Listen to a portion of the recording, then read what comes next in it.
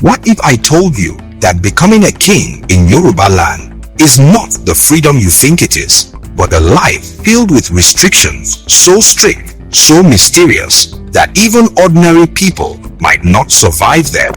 What if I told you that a man can rise to the highest throne, wear the crown, command respect from thousands, and yet lose the simple freedoms you and I take for granted every single day? Because in Yoruba culture, a king is not just a ruler, he becomes something else entirely. He becomes sacred. Today on Top 10 Yoruba YouTube channel, we are diving into 10 things Yoruba kings must never do. And as we count down from 10 to 1, you will begin to understand the truth most people don't realize. The higher the throne, the heavier the rule. At number 10, a king must never leave his head uncovered. This is not fashion, this is not decoration, this is power. In Yoruba belief, the head, known as Ori, is the most important part of a person. It is the seat of destiny, the center of spiritual authority. For a king, this becomes even more serious. Once crowned, his head is no longer ordinary, it becomes sacred. That is why a Yoruba king must always cover his head in public.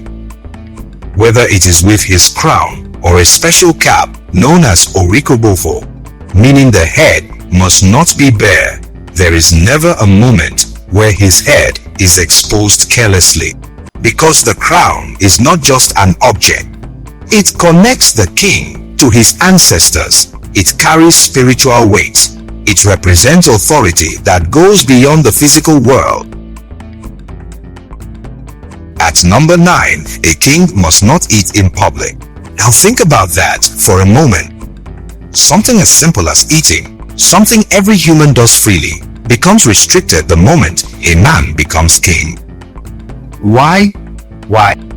Because a king is not supposed to appear ordinary. Eating is considered a private act, something that reduces the aura of mystery around the throne. In traditional settings, the king eats in controlled spaces away from the public eye. It is not about pride. It is about preserving dignity. The less people see, the more they respect. And in a system where perception shapes power, even the smallest actions matter. At number 8, a king's crown must be worn properly. You might think wearing a crown is simple. Just place it on your head and move on. But in Yoruba tradition, it is far deeper than that. The crown is not worn casually. It is often placed from behind, not directly from the front, and handled with extreme care so that the king doesn't see the inside of the crown. This is because the crown is sacred. It is believed to carry the presence of those who ruled before. It is a symbol of continuity, of lineage, of power passed down through generations. Wearing it incorrectly is not just a mistake, it is a violation. It shows a lack of understanding of what the crown truly represents. And in a system built on tradition, that is unacceptable. At number 7, a king must not eat leftover. This may sound small, but it carries deep meaning. A king is seen as someone close to the divine. He is expected to live in purity, to maintain a level of dignity that separates him from ordinary life. Eating leftovers, food that has already been touched or consumed by others, goes against that idea. It suggests lack, it suggests commonness, and a king, by definition, must never be seen as common. Every action reinforces status. Every rule protects identity. At number 6, a king must not walk barefoot. This is another rule that reflects dignity and separation. The ground is ordinary. It is where everyone walks. But a king is not expected to move like everyone else. His movement is symbolic. His steps carry meaning. In many traditional settings, footwear is not just for protection, it is a statement. It separates the king from the ordinary man. To walk barefoot casually is to lower that distinction, and that line must never be blurred. At number 5, a king must not cry, especially in public. Now this one is powerful because it reminds us that kingship is not just about power, it is about control, emotional control. A king represents stability, strength, authority. If he breaks down publicly, it sends a message. It creates doubt. It shakes confidence, adoption. So even in moments of pain, loss, or personal struggle, the king is expected to remain composed. At number 4, a king must not bow or prostrate to anyone. In Yoruba land, the act of bowing or prostrating is a sign of deep respect. Younger people greet elders this way. It is part of the culture. But a king does not bow. Even if a teenager becomes king, he automatically becomes father to even his own biological father because he represents the highest authority within his domain. To bow is to submit, and the king, by definition, does not submit. This is not arrogance, it is structure.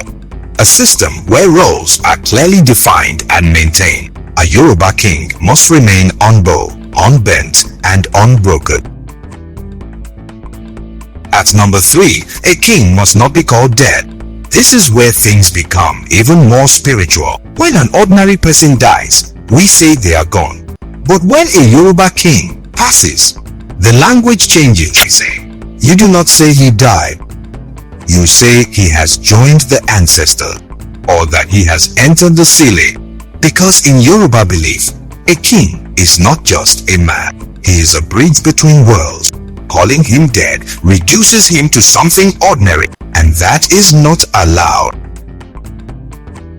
At number 2, a king must never look inside his crown. This is one of the most mysterious and powerful rules. The belief is simple but intense. The day a king looks inside his crown is the day he dies. Now think about that. A man wears something every day. It sits on his head. It defines his identity.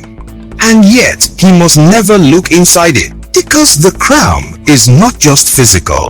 It carries spiritual energy. It holds secrets. It represents forces beyond human understanding. Some things are not meant to be seen. And finally, at number 1, a king must not see a dead body. This is one of the strongest taboos. In Yoruba culture, kings are sacred. They are seen as pure, as elevated above certain aspects of human existence. Death, on the other hand, is considered heavy.